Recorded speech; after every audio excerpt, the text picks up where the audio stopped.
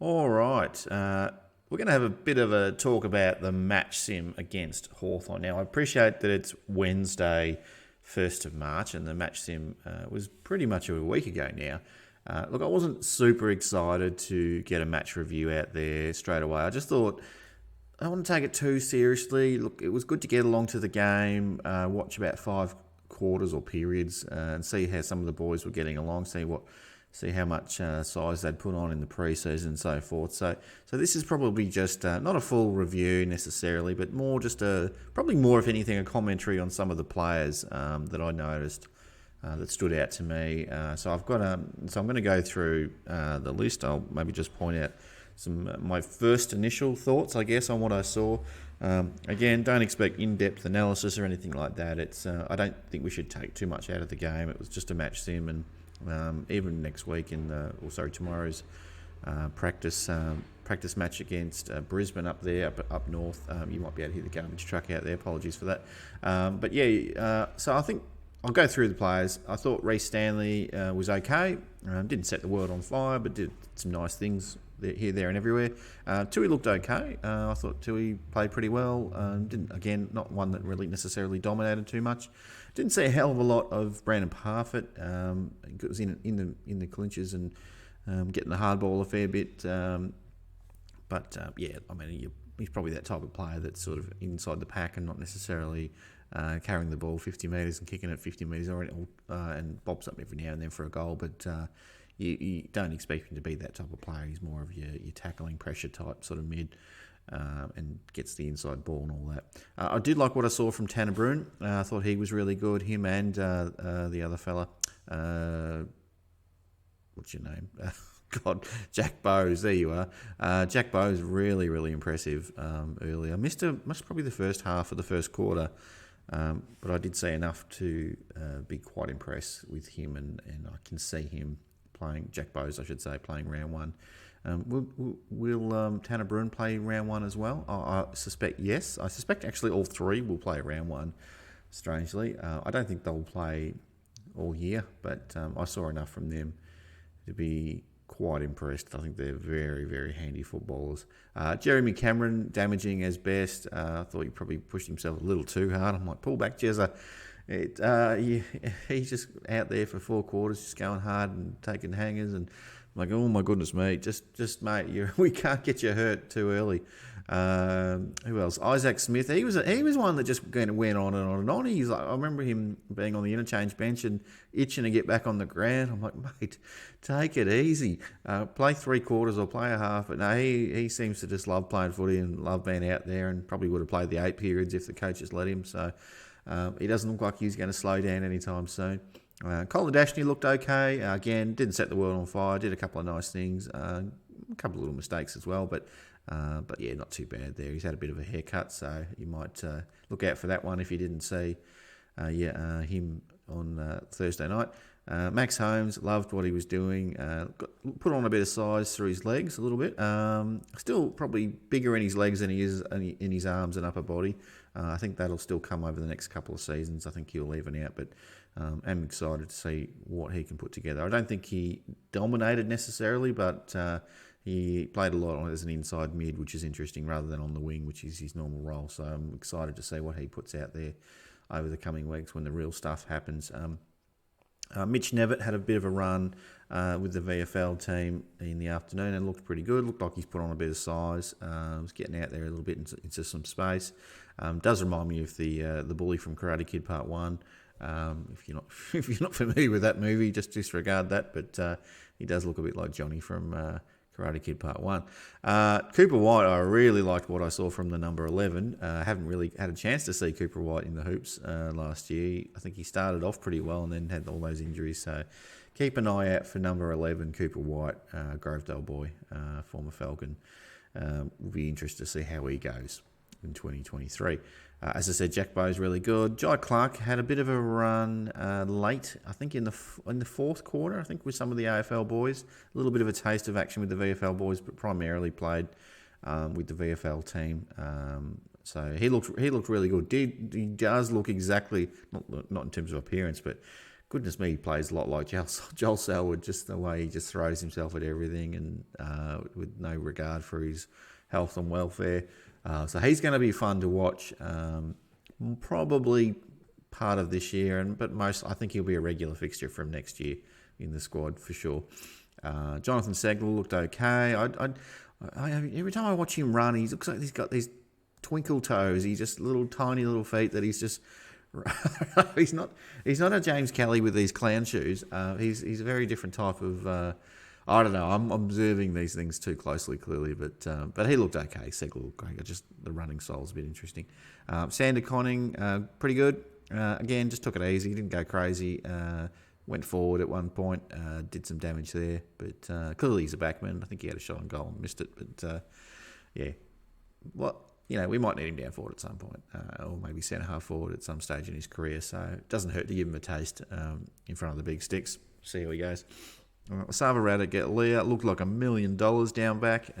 All Australian incoming for him. We'll see. But he looked pretty good. He looked definitely that's his best spot in this. If he's going to play with Jack Henry out of the squad for a while, he looks like the best bet moving forward. I'm looking like I'm about to sneeze, and it's true because I am. Now Tyson Stengel, another bloke that looked $1 million, a second All Australian. Lock it in. It's going to happen. He has so much time and balance and poise and smarts. He just sees the game, reads it so well. He's just a beautiful player to watch play AFL footy, and I'm pretty sure opposition supporters will agree with that. He's just great to watch, and kicked a couple of amazing goals, especially that one he just curled around, and then there's one from the boundary as well. Sorry, I'm about to sneeze. I can't stop this. If I sneeze during the show, well, you've got your money's worth. I'm going to try not to sneeze on camera though. Phoenix Foster didn't get on the park, which is a bit of a shame. I was hoping to see what he looked like, but the number 19. We'll get him out there at some point, I'm sure.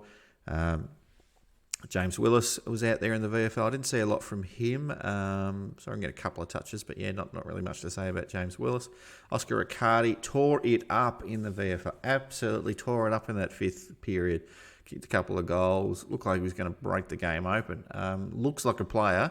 I think he'd probably agree with me that he needs another preseason in the gym. Just needs to put on a bit more size. He's coverage of the ground, the way he moves around the ground, it's just a delight to watch. But it's just probably the size. He's not the tall. If he was a bit taller, he'd probably be able to cope in the AFL system a bit better. But I think because of his relatively short stature compared to the other AFL boys, and just the size, he's got to put on some weight. Because it's one thing going around the VFL and tearing it up, but I think might be tricky. But who knows? Speed can do. He might get an opportunity or two, and if he does, be fantastic. He definitely won't be ready to go 2023 all year round, but we'll wait and see. All right, Mitch Duncan didn't play. Gary Rowan didn't play. Jed Hughes just did enough. He was okay. Yeah, clearly, he's just saving himself a little bit. I don't think he was as desperate as we'd normally see Jed Hughes playing his AFL footy. I love Jed. Love to watch him go about it, but he was just out there sort of getting some miles into the legs, I think. Flynn Kroger, did he play? I didn't notice him, but not sure. Tommy Hawkins clearly didn't play. Sam Menegola looked pretty good. We'd love to see Sam Menegola back in the 22. It will be very hard for a lot of these guys that aren't in the first 10 picked to be guaranteed a spot every week. For consistency, there probably will be a majority of the team picked most weeks. But there'll be some very, very unlucky cats out there that probably deserve to play in a 22 in any other team, but just maybe can't make the cut. So I guess if we're winning games, it's going to be hard for those guys. Or for some guys, I don't know who they are at this point, but there's going to be some guys that miss out. If we're not winning games, I'd say we'd see a little bit more churn, a little bit more guys will give me more chances. There'll be lots more ins and outs each week, but we'll have to wait and see on that one. Ollie Dempsey looked pretty good. Happy. I think he's still probably another season away. A little bit more size needed on him, but he gets up there. He's got a nice vertical leap. He's very exciting to watch. Oliver Dempsey. Sorry. So I'm really looking forward to him having some more opportunities this season. Hopefully we see him 3 or 4 times in the hoops. But I do suspect it's probably another year of weights. unless he just his speed and athleticism finds a way to beat to guarantee his spot in the side. Cam Guthrie, yeah, he was okay. Again, just probably a bit like Jed, just was doing enough. Didn't seem to go too nuts. Tom Atkins played a bit in the AFL squad and a bit in the VFL. It was really nice to see him talking to, educating and coaching a few of the VFL boys and spending a lot of time with them. And I was a bit concerned about why he was doing that, but it was apparent to me not long after during that first period that he was really there to sort of see how the new guys were going and play that sort of be that on-field leader role. It did make me think that maybe he's a smoky for the captaincy, even that before it went to Danger. But he'd be one to watch in a few years' time as to whether he's got that leadership potential. So we'll see how long Danger goes in the role. But if Danger hangs around for 3 years or 2 or 3 years, it might miss Tom Stewart and might go to the next generation. Someone like a Tom Atkins would be nice. Oscar Murdoch was there. He did okay. I didn't see a lot from him. Probably first run in the hoop, so we'll probably see a bit more. Good to see a bit more from him in the VFL as time goes by, but does have a nice size about him. So I would hope that we get to see him this year, but you can't debut all these guys. So again, he might, because of his size, he might get some opportunities, but it probably will depend on injuries and so forth. Brian Myers looked pretty good. I thought he was quite damaging. I think he might turn it over once or twice, but goodness me, I love the way he's not a tall bloke, but he covers the ground very, very well and just never stops running. He reminds me, sorry to use a basketball comparison, but Steph Curry just never stops moving when he hasn't got the ball. So if you've been hard on Brian Myers over the years, just try and watch him when he doesn't have the ball and all the things off the ball that he does. So he's one of those role-playing types of players. He's 100% there for the team, is a full-on team guy. And a nice haircut too, Grind. So really, really like that one. And thanks for coming on the show. And if you haven't watched Grind on the show yet, it's probably because you're not a Patreon member. So you'll have to sign up to that to get early access to that. But that should drop in the days before round one, before the Collingwood game. So yeah, check that one out. Now Shannon Neal didn't get a run either. Oisin Mullen, it was good to see him run on the ground and get a massive cheer from all the supporters. The crowd just went up. I was like, what was that noise? And then, it's Oisin Mullen's come on. So he had a massive cheer and looked a little bit lost at times, but got a lot out of it, which was great for his confidence. So got a few kicks and handballs and so forth. And so he looked fine. He was pretty good, but it'll take a little while for him to find his way. Danger was really good. I thought he was probably another one that's just going a bit too hard too early. But that's Danger, and the day's one way. And it was good to see him late in the fourth, just having a break and chatting to a few of the kids on the boundary line and stuff and signing some autographs. I think Cam Guthrie was doing a bit of that as well, and possibly even what's your name? What's your name? Jeremy Cameron. God, who's Jeremy Cameron? I don't even know who. Oliver Henry. We've got to talk about Oliver Henry. He was amazing. He just went.